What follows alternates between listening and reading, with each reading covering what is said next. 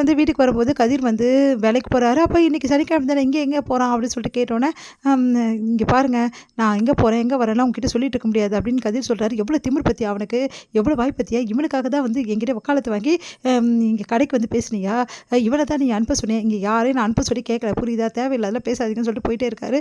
பத்தியா மதிக்கிறான் அவன் அப்படின்னு. இங்கே பாருங்கள் சும்மா வந்து அவனை திட்டிக்கிட்டே இருக்காங்க, எதுக்கு எத்தாலும் அவனை திட்டுறீங்க, அவன் ஏதாவது வேலையாக இருக்குது போவான், அதுக்காக இப்படி திட்டுவீங்களா, நானும் பார்த்துட்ருக்கேன், அவனை பற்றி கரிச்சு கொட்டிகிட்டு இருக்கீங்க, அவனுக்கு கல்யாணம் ஆகிடுச்சு, உங்களுக்கு பிடிச்சிருக்கோ பிடிக்கலையோ அவனுக்கு கல்யாணம் ஆகிடுச்சு, தேவையில்லாமல் அவனை பற்றி நீங்கள் இந்த மாதிரி வந்து எல்லாம் முன்னாடி திட்டுறதை முதல்ல நிறுத்துங்க, வீட்டில் மருமகள்லாம் இருக்காங்க, அவங்க முன்னாடி சும்மா சும்மா திட்டிகிட்டு இருக்கீங்க என் பிள்ளையே சொல்லிட்டு கோமதி வந்து சமையல் சண்டை போடுறாங்க. இது மாதிரியே வக்காலத்து வாங்கிட்டு அவனை நான் அனுப்பணுமா, இந்த மாதிரி இருக்க பையனுக்கு நான் ஏன் அனுப்பணும் செலவு பண்ணி அப்படின்னு பேசிகிட்டு இருக்காரு. அதெல்லாம் பார்த்த கோமதி சமையல் டென்ஷனாக கத்திட்டு இருக்காங்க. இது எல்லாத்தையுமே வந்து கேட்டுறாங்க கோமதியோட அம்மா. என் பிள்ளை வந்து இப்படியெல்லாம் கத்தவே மாட்டா, கோமதி ரொம்ப சைலண்ட் டைப் ஆச்சு, அவள் இப்படி கத்துறாளே, அப்போ அவளுக்கு என்ன பிரச்சனைன்னு தெரியலையே, என் பொண்ணு அங்கே நிம்மதியாக வாழலையா, அவளுக்கு என்ன பிரச்சனைன்னு கேட்கக்கூட என்னால் முடியலையே, நான்லாம் ஒரு அம்மாவாக இருந்து என்ன பிரயோஜனம் அப்படின்னு சொல்லிட்டு அழறாங்க. உடனே வந்து அவங்க அவங்க அழுதுட்டு இருக்கிறத பார்த்துட்டு அவங்க பசங்கள்லாம் வந்து எதுக்காக இப்படி ஒப்பார வச்சு அழுதுட்டுருக்க நடு வீட்டில் அப்படின்னு சொல்லி திட்டுறாங்க. ஏன்டா என் பொண்ணு நான் நினைக்கக்கூடாதா, அவள் எனக்கு பொண்ணு தானடா, உங்களை பெற்ற மாத்திரம் அவளையும் நான் பெற்றேன் அப்படின்னு சொல்லிட்டு பேசிகிட்டு இருக்காங்க. அப்படியா 30 வருஷம் கழிச்சு அவன் மேலே பாசம் இருக்கு பொங்கி வழிதா உனக்கு, அப்போது அவ கூட இப்போ இரு அப்படி சொல்லிட்டு அப்படியே பிடிச்சி தள்ளி விட்டுறாங்க. கோமதி வந்து ஓடி போய் அவங்க அம்மாவை தூக்க போகிறாங்க.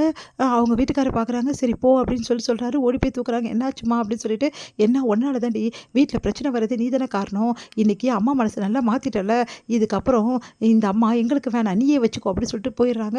உடனே வந்து அவங்க அம்மா அழுதுட்டு இருக்காங்க. நீ வாமா, அண்ணனுங்க இருக்காங்க, வேறு வேலை இல்லை அவங்களுக்குலாம், நீ வாமா எங்கள் வீட்டில் இருமான்னு சொல்லிட்டு கூட்டிகிட்டு வராங்க. அப்போ அவங்க வீட்டுக்காரர் பார்க்குறாங்க, என் அம்மாவை நான் கூட்டிகிட்டு வரல, அதெல்லாம் வரலாம் எந்த பிரச்சனையும் இல்லை, வாங்கத்த அப்படின்னு சொல்லிட்டு உள்ளே கூட்டிகிட்டு போகிறாங்க.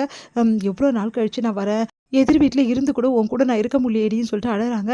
அதான் இப்போ வந்துட்டியேம்மா, எனக்கு எந்த பிரச்சனையும் இல்லைம்மா, அண்ணனுங்க கோவத்தை பற்றி பயப்படுறியாடே விட்ரி, அவனுங்க ஒரு ஆள் எப்போ கோவப்படுவானுங்க எப்போ வந்து பாசமாக இருப்பானுங்கன்னே தெரியல, விட்டு விட்டு தள்ளுடி, எப்படியும் என்னை கூட்டின்னு போவ, எப்படி ஏதாவது ஒன்று பண்ணுவானுங்க, அப்போ நான் பார்த்துக்கிறேன் அவனுங்கள அப்படின்னு சொல்லிட்டு, சரிம்மா எல்லாரும் எப்படி இருக்கீங்க அப்படின்னு சொல்லிட்டு எல்லாருமே வந்து விசாரிச்சுட்டு இருக்காங்க.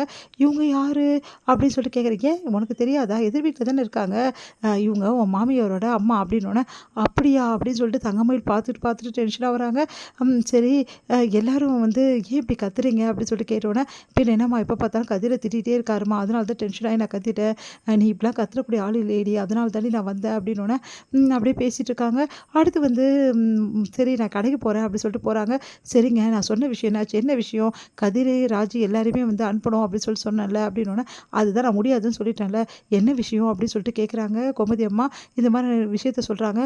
எல்லோரும் நீங்களே சொல்லுங்கம்மா, ஒருத்தர் மட்டும் அனுப்பிச்சிட்டு மற்றவங்களெல்லாம் அனுப்ப மாட்டேங்கிறார் அத்தா, இது என்ன கதை அப்படின்னு சொன்னோன்னே, உடனே வந்து மாப்பிள்ளை பாவம் மாப்பிள்ளை, எல்லாம் பிள்ளைங்க தானே, தப்பு செஞ்சாலும் நம்ம பசங்க தானே, ப்ளீஸ் மாப்பிள்ளை அந்த பிள்ளைங்களாம் அனுப்புங்க, எல்லாரும் சேர்ந்து தான் போயிட்டு வரட்டுமே, இதில் உங்களுக்கு என்ன சங்கடம் இருக்குது, உங்களுக்கு எதாவது பிரச்சனைனா சொல்லுங்கள் மாப்பிள்ளை, அதெல்லாம் ஒன்றும் இல்லைங்க அப்படின்றாங்க.